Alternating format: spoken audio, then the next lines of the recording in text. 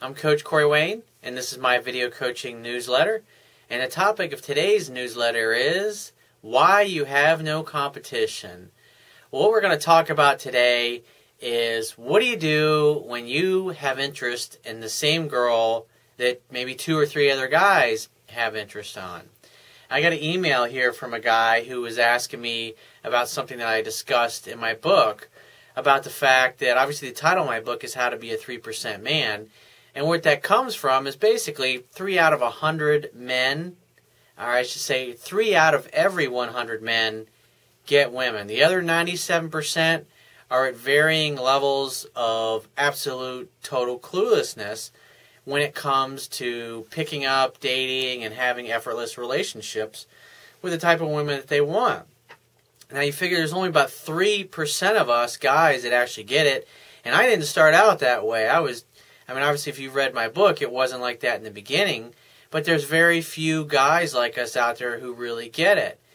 And the place that I'm at in my life is that I literally can look at a man or a woman as they walk, and I can tell everything about them, what their self-esteem is like, their level of self-confidence, how much or how little they believe in themselves, how happy they are. Everything shows up in our bodies. Because our bodies really are nothing but a physical reflection of how we feel about ourselves. The thing to understand is that most men that you're going to be meeting out there, say you're in a nightclub and you start talking to a really pretty girl, and 2 douchebags walk over and start hitting on her even though you're talking.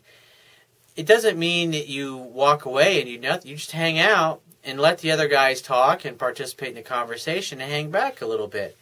Because what's going to happen is most men, 97% of the guys that you're going to meet out there have absolutely no idea what they're doing. They've never read a book like mine, and they're just clueless. And so these guys are going to fall under the illusion of action, meaning they still think they have to do something or make something happen in order to get a woman to like him. And so the more a guy tries to get a woman to like him, the more she's going to back away, because what's really going on is he's being incongruent with who he really is.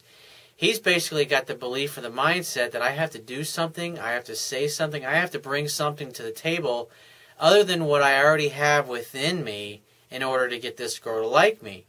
And so what happens is he basically shows up and doesn't know how to be himself, doesn't know how to be comfortable, doesn't know how to just relax and hang. Because at the end of the day, we men may pick the girls that we like or that we want to date, but it's the women who do the choosing. And so if you're ever in a situation where you're talking with a gal and everything's going great and you get some other people in the conversation, some other guys trying to hit on her and pull her away from you, you just hang back and just literally watch this happen in slow motion. The more these guys talk to her, you'll start to, you'll even see she'll start to look over at you kind of like, hey, will you save me? Kind of thing. You can grab her, pull over, and kiss her, make out with her. It depends how big your balls are, but that's what you do when you're really super confident. But in the meantime, you just can hang back because it's actually really amusing, because they'll talk, and hell, they may even ask for her phone number and she may give it out to them, or vice versa. They may ask for the phone number. She'll say, "Well, give me your business cards," and then you know that she's going to end up throwing those cards in the trash. And as usually what I love about when these situations happen is I just watch these guys go through their little fucking games and tricks and all kinds of bullshit coming out of their mouth. Some of them trying, some of you maybe even read some of these books on memorizing routines and stuff like that. And so after they strike out or they blow it, I always ask this question, and I'll say to whoever the girl happens to be, I'll go, he doesn't have a fucking clue, does he? And she'll go, no, he has no idea.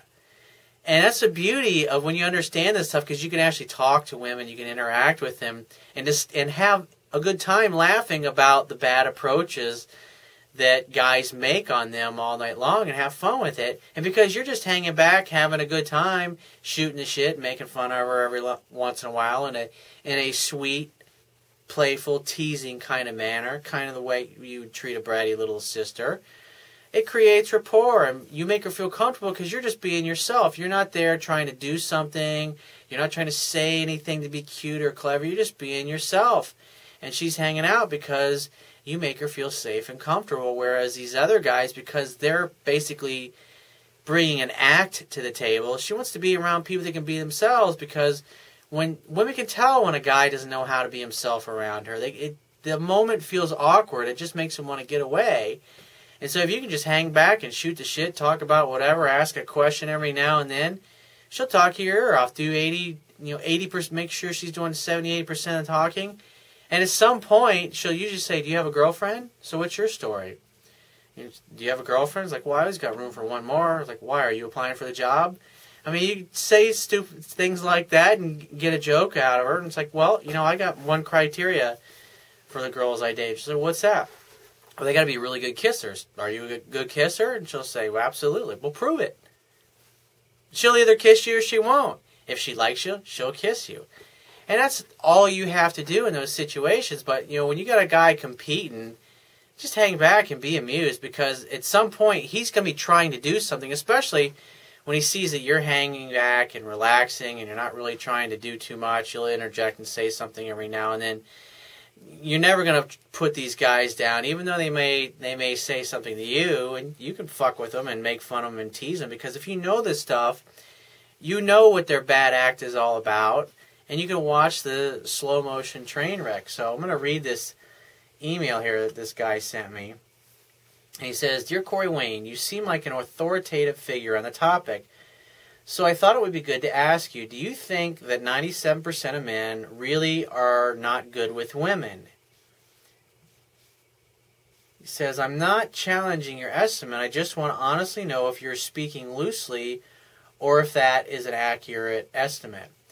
Well, where that comes from is over many years, all the dates I've been on with different women, hundreds of dates over the years, over my lifetime. You figure I got 20 plus years experience in the dating and the relationship world. So I flirted, talked to, interacted with hundreds and hundreds and thousands of women over the years. I mean, when I look at all the guys and the girls that I've coached over the years by interviewing them and asking them questions and obviously learning to understand this stuff, what happens is you start to see patterns.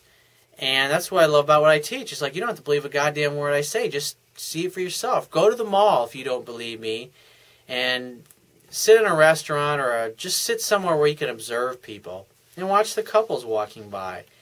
You'll see the majority of the couples that walk by, the woman's walking in front. A lot of times she's going to be overweight. She's not wearing any makeup. She's totally butched her hair. She's wearing, baggy clothes, and so the two of them kind of look androgynous. Usually she's walking in front, and the husband is walking behind, usually with the kids, just like he's being led around by the nose. She's kind of got a pissed off look on her face, and she usually bitches at him every now and then. And he's just basically trying not to piss her off, which is exactly what you see in all the sitcoms that are on TV. And everybody's so afraid, don't want to piss off my wife. Don't want to say anything that makes her mad at me.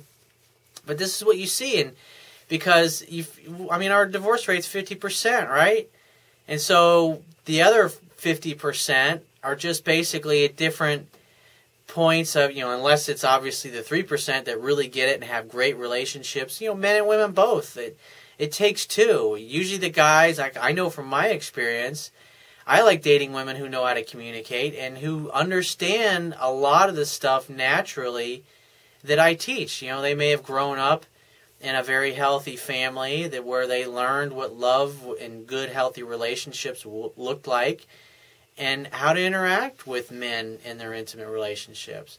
And those women are very rare out there. So as you grow as a man, your standards also grow as well. And so when you've talked to and you've coached and you've interviewed and you've attracted and seduced, and interacted with so many different women over the decades, you start to see patterns. So, you don't believe me, you can observe this stuff for yourself. And what this tells me is you don't really know the information in my book as well as you could, because if you did, you'd be able to see these patterns for yourself. And it just tells me that you're still a little too much in the dark about it. He says, it's hard to tell by observation because men will never admit weakness with women, and it seems like many have a girlfriend. That's why you need to know what to look for. It's the clues in the body language, the tone of their voice, their physiology, the way they stand, how they communicate, whether he's touching her or she's touching him. All those little subtle things, that's what you look for. I mean, there's literally hundreds of these little tells that I talk about in my book. Obviously, I can't talk about them all in a little, a 10-minute, 15-minute video. But they're there, and so if you knew these things, you'd be able to see them. Because this is what's so much fun about going out and interacting with other men, especially when other guys are hitting on the same girl that you're talking to. You can watch them do all these things, and you can whisper in her ear, like, he doesn't know what the fuck he's doing. Or I'll say, that was a really fucking bad pickup line, wasn't it? She's like, oh my God. She'll be rolling her eyes, and she'll love you because you're like, you get it. You understand this language of love and the mating dance, and she'll want to hang with you all night, and you'll probably be taking her home later if you do the things I tell you. So he says, I know before I figured it out through seduction material, I was clueless too. Although I had many women attracted to me because I had high social status, charisma, and I'm good looking. But I must admit I felt powerless and found the whole process mysterious. But I am asking you because if that's a true estimate, that is a definite confidence booster to know that I'm on one of the minority of the insiders. In other words, he's saying, holy shit, there's only 3 out of 100 guys that really get this.